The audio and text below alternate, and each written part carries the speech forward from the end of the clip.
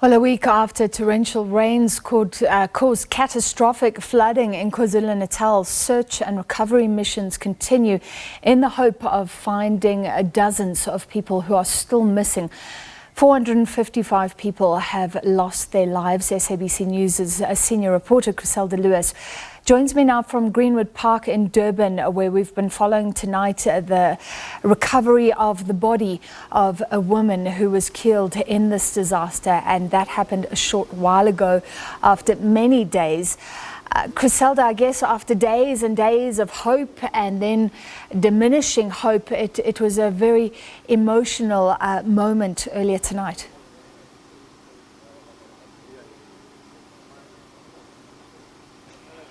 Well, that's right, Francis. Just before we went to air, the family and friends of the woman whose body was retrieved from this house here behind me after 10 days of being stuck underground, really sobbing, extremely emotional, understandably so, over what they say were diminishing hours of hope over the past 10 days.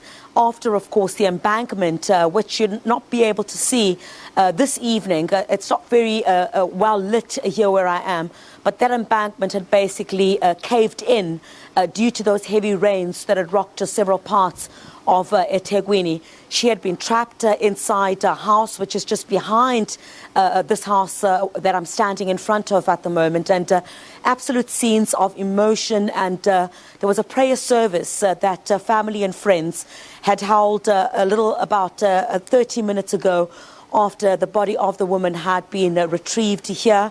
We're still waiting for the pathologist's van to arrive to remove her body here from the scene at this point, but totally emotional scenes, and really bringing home, as we've seen over the past couple of days, the tragedy that has struck so many households. While you indicated, Francis, close to, of course, 500 people found dead in this particular tragedy. What we're seeing now is that there are really scenes of those whose loved ones had gone missing or had been unaccounted for over the past couple of days, that have now learned of the sad passing of their loved ones so tragically.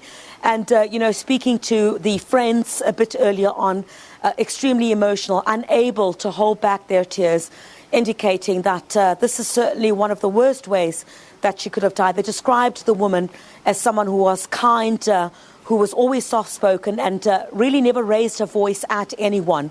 So a very sad moment here. The rescue services have already left here.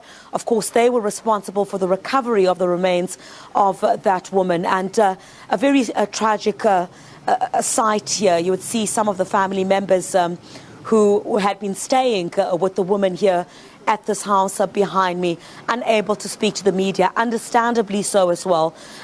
Just having a conversation on the sidelines with one of them, indicating this is such a sad moment because the gentleman had said that he had seen her every single day, 7 days a week, basically, and now to learn that she is no more, and in particular in the way that she had passed on. Chriselda, we're running out of time, but the rescue workers here were so dedicated. I think it was 10 days of trying to retrieve this body. Just tell us about that operation. And I guess the sad part is that sort of dedicated operation can't be held across KwaZulu-Natal, where dozens of people are still thought to be missing.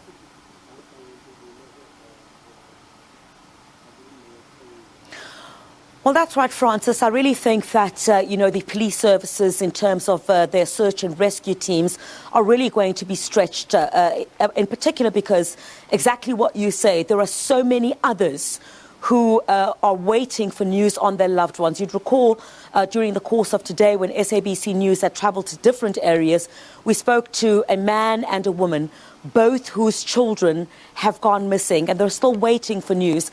They're hoping that rescue workers would be able to find their children.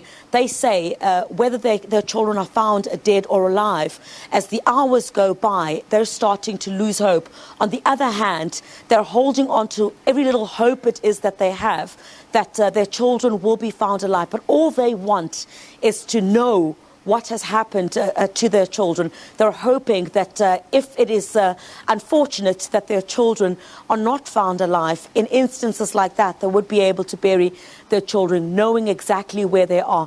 You know, we heard horrible tales from these family members. In fact, both the mother and a father of two different households that I spoke to were both injured trying to save their children, one on the leg and one on the eye. You know, diving through the rubble. One was cut with tiles that had flung from some of the roofs of these homes. The other on the leg, where she had basically slid, trying to, grab onto the hands of their children, trying to save them, and later telling us that they found the body of one of their children at the mortuary. So horrid scenes and stories of, parents and loved ones trying to find their family members. As we know, that government has indicated, there are scores of people that are still unaccounted for. So as the time goes by, as the hours go by, as the clock ticks, it certainly becomes extremely difficult for these families to imagine that when the bodies of their loved ones are retrieved,